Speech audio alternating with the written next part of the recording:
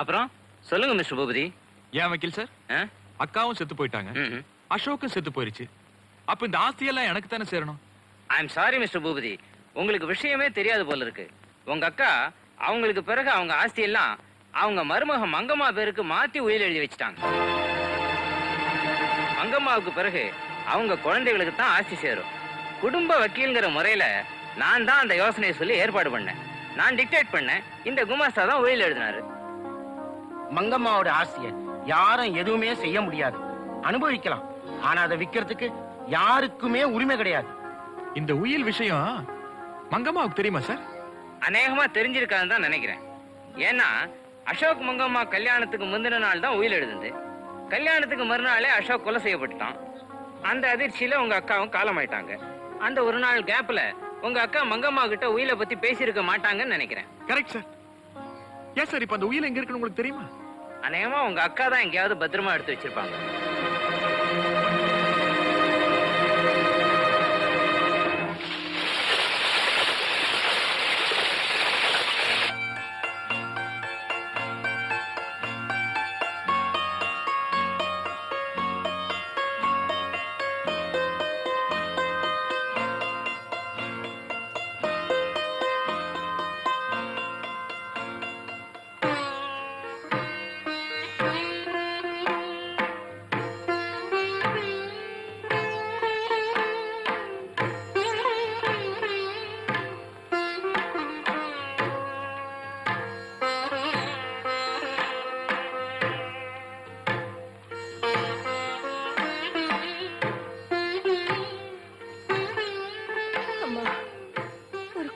குடும்பத்தோட வாரிசு என் வயிற்றுல வச்சிருக்க.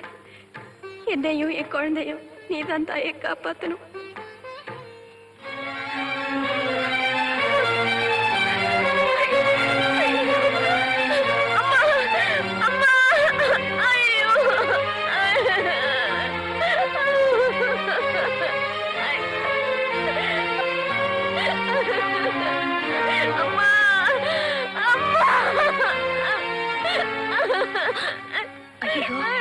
இடுப்பள்ளி போல இருக்கு.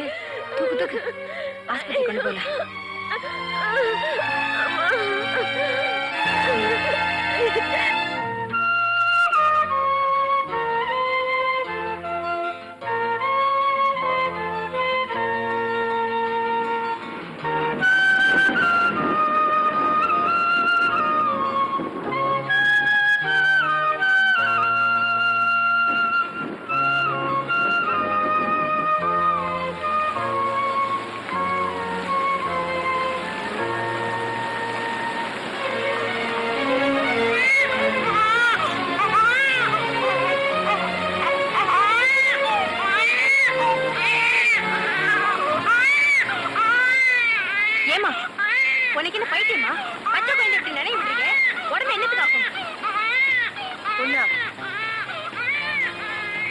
என் மகன் எதிர்காலத்துல இயற்கையை எதிர்த்து போராட இவன் அப்பா மாதிரி கோரியா இல்லாம ஒரு பெரிய வீரனாகும்.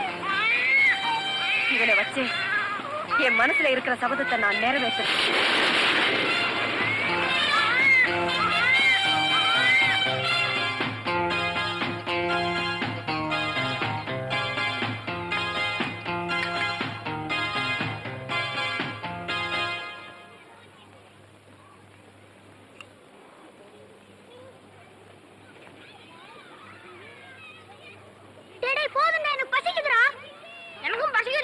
இத சாப்பிட்டலடா, எனக்கு அது பத்தலடா. குடுக்க போறியா இல்லடா? ஐயா,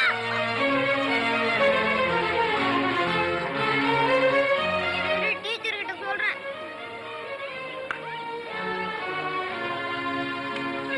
ஐயோ, அம்மா.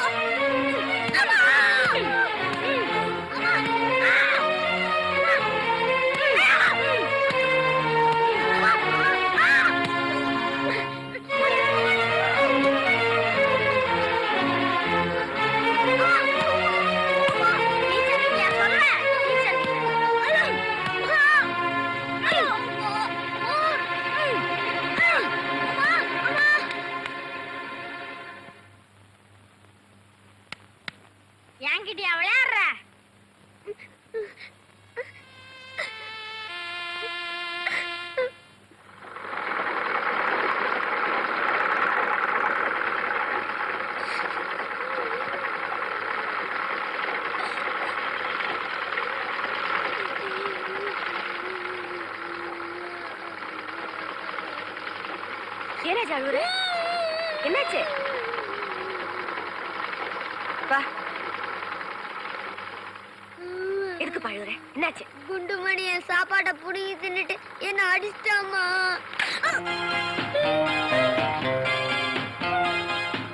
சாப்பாட்டை கொடுத்துட்டு அடியும் வாங்கிட்டு வந்து நிக்கிறியே, மானம் கட்டவன். உனக்கு வெக்கமா இல்ல?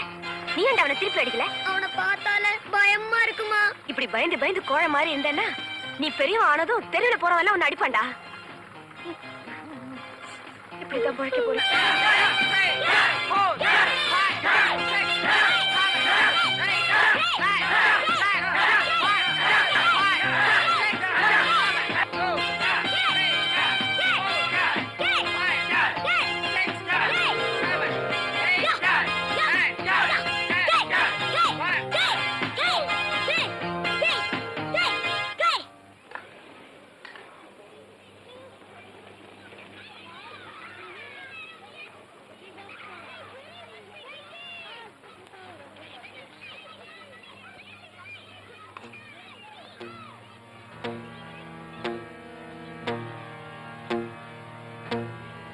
என்னடா மறைக்கிற?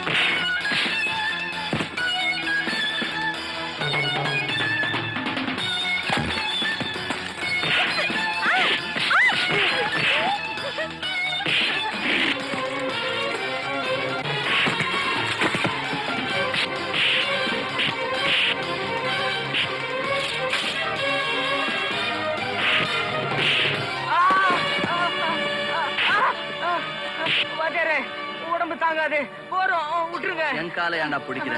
அவங்க காலை பிடி. எந்திரிடா. குமரி பெண்ணின் உள்ளத்திலே குடி இருக்க நான் வரலாமான்னு என் பொண்ணை பார்த்து லவ் பாட்டு பாடினியா? தப்பா? அவ கால உயிவு உயிரா பேமானி. விட்டு என்ன பார்த்து பாட்டு பாடுவியா? பாடவே மாட்டேன். விசில் அடிப்பியா? விசில அடிக்க மாட்டேன். ராசா புள்ளைன்னா இப்படி இருக்கணும். உதவிக்கு உதவி, உதைக்கு உத. வீண் வம்புக்கு போறதில்ல, வந்த வம்ப விடுறதில்ல. நீ வாய்க. என்ன இது? ஜோடி நல்லா தான் இருக்கு. ஒண்ணுக்கு பக்கத்துல சைஃபர் போட்ட மாதிரி. நீ கண்டுக்காத. டாய் கடுகு. என்னம்மா இன்னாடி பண்ணிக்கினுக்குற? சும்மா சும்மாவா? இடிச்சன்னா போடி வீட்டு உள்ளார போடி. டேய் கொத்தவரங்க அத்தே அத்தேன்னு பல்ல சொத்தி ஆக்கிடுவேன். பின்ன என்ன ஆண்டி நான் கூப்பிட முடியும்? கூப்பிடா நீ ஆண்டின்னு கண்ணை நோண்டி எடுத்துறேன். பின்ன என் காதலியோட அம்மா வேற என்னன்னு சொல்லி கூப்பிடுறது? காதலியா? ஆர்டா? நீங்க தான். அடிங்க ஒப்பன் தன்னானே. உங்க பொண்ணு அத்தே. என் பொண்ணே நீ லவ் பண்ணிக்கிறேங்கறியா? அதுக்கு உன்கிட்ட என்ன ஆகுது? என்ன இல்ல 24 வயசு இருக்குது, இளமை இருக்குது. கல்யாணம் ஆன 10வது மாசத்துல உங்களுக்கு ஒரு பேர குழந்தைய பெத்து கொடுக்க நல்ல ஆண்மை இருக்குது. அதுக்கு மட்டும் தான் ஆண்மைக்குது. என் பொண்ண சைட்டு மட்டும் அடிக்க தெரியுதே. அவளுக்காக அந்த ரவுடிங்களோட உன்னால ஃபைட் பண்ண முடிஞ்சுதா? சைட்டு வேற ஃபைட் வேற. அது லவ், இது லடாய். ஒண்ணுக்கு ஒண்ணு சம்பந்தம் இல்ல அத்தை. மூஞ்சி இட்சன்னா இன்னமே என் பொண்ண சைட்டு கீட்டு அடிச்ச நம்ம ராஜா கையில சொல்லி உன்னை துவைச்சு புழிஞ்சு காய வச்சிருவேன். ஜாக்கிரதை. இன்னாடா பம்முற ஆண்மைய கீசிடுவேன், ராவிடுவேன். இன்னா